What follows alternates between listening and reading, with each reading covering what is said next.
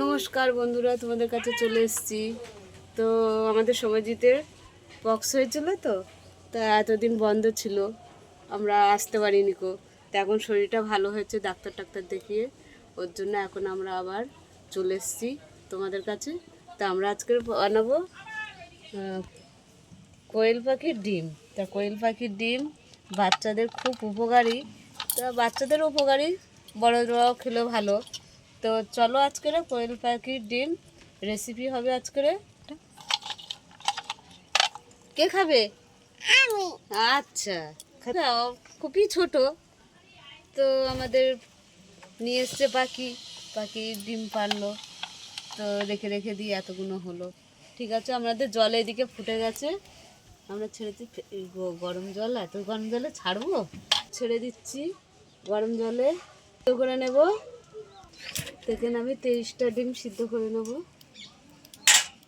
খুব বেরিয়েছিল, এইসব বেরিয়েছে, এটা বেরিয়েছে হাতে, এইসবগুলো খুবই, বাচ্চা মানুষ খুবই কষ্ট পেয়েছে পায়ে, এইসবগুলো বড় বড় হয়েছিল, পায়ের তলায়ও এখনো আছে, পায়ের তলায়গুলো লাল লাল আছে এখনো।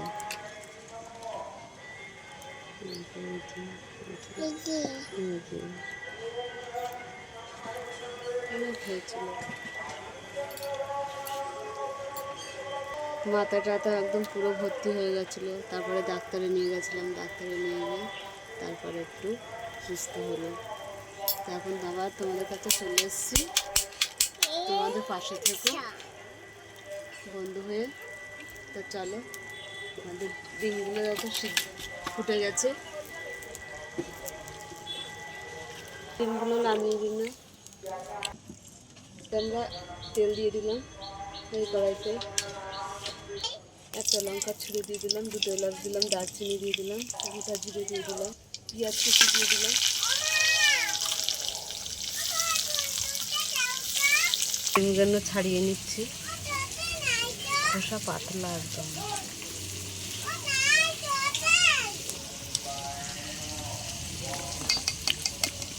আদা, রসুন, কাঁচা লঙ্কা, টমেটো পেস্ট দিয়ে দিলাম, ভালো করে কষিয়ে নেব। হলুদ দিয়ে দিলাম, লাল লঙ্কা গুঁড়ো দিয়ে দিলাম, জিরে পাউডার দিয়ে দিলাম, ধনে পাউডার দিয়ে দিলাম, স্বাদ মতন নুন দিয়ে দিলাম, ভালো করে কষিয়ে নেব।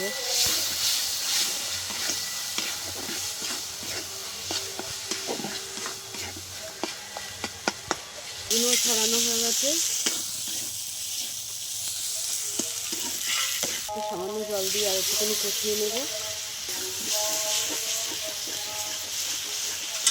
দিয়ে দিচ্ছি, কষানো হয়ে গেছে।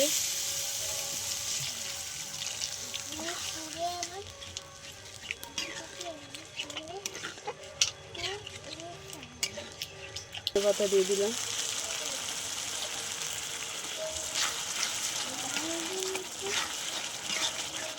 কোয়েল পাখির ডিমগুলো দিয়ে দিলাম,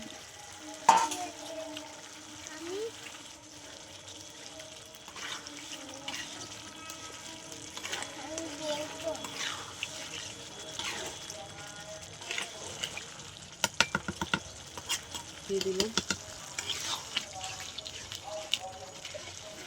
হয়ে গেছে, নামিয়ে নিচ্ছি।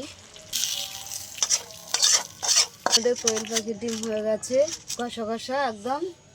তো তোমাদের কেমন লাগলো বলো, ভালো লাগলে লাইক করে দেবে, শেয়ার করে দেবে, কমেন্ট করে দেবে, ফেসবুকে ফলো করে দেবে, ইউটিউবে সাবস্ক্রাইব করে বন্ধু হয়ে পাশে থাকবে। টাটা।